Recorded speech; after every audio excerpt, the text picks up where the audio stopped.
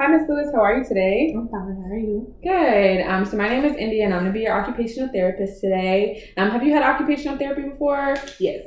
Okay, awesome. So I'm sure you're a little bit familiar with it, but just to remind you, basically we help you restore your function, whatever that may be. The things that are important to you, we're trying to help you get back to that. I know that you had a hip replacement. How are you feeling today? I'm feeling okay. Okay, so are you okay? Yeah, I'm okay. Okay, I just wanted to make sure that you were okay.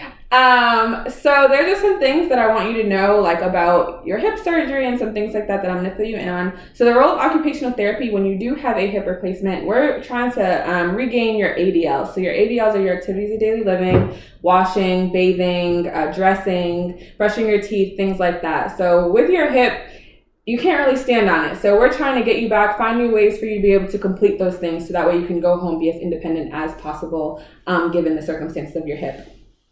So I noticed from your physician that you are non-weight bearing. Basically what that just means is you can't put any weight on that leg.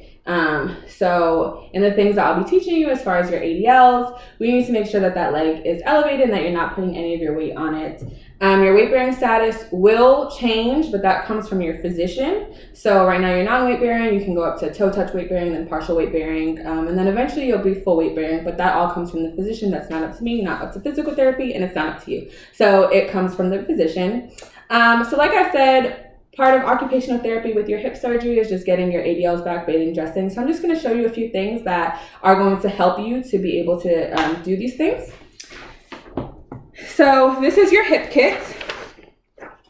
So here we have your reacher. So part of the precautions when you do have a posterior hip replacement is you can't cross your legs. You can't flex your hip past 90 degrees. So if you're in the seated position, you can't bring your leg up anymore. Can't bend over. So you really need to make sure you're maintaining that 90 degrees. And then you also can't internally rotate. So what that means is basically you can't bring your hip in. So we want to keep this as stable as possible. So with the reacher, if there's something that's on the floor, something that's far away, you'll be able to just use that to pick it up. So that way you're not flexing your hip and bending over and possibly injuring yourself. That's going to be the purpose of all of these things, is to help you to not bend over. So here we have a long-handled shoe horn. So this is going to help you to put your shoes on. That can be something tricky. How do you get your shoes on if you can't lift your leg or turn it in or out? So this, basically, if you just put it in the back of your shoe, you'll be able to slip that right on. Same thing with your sock. This is a sock aid.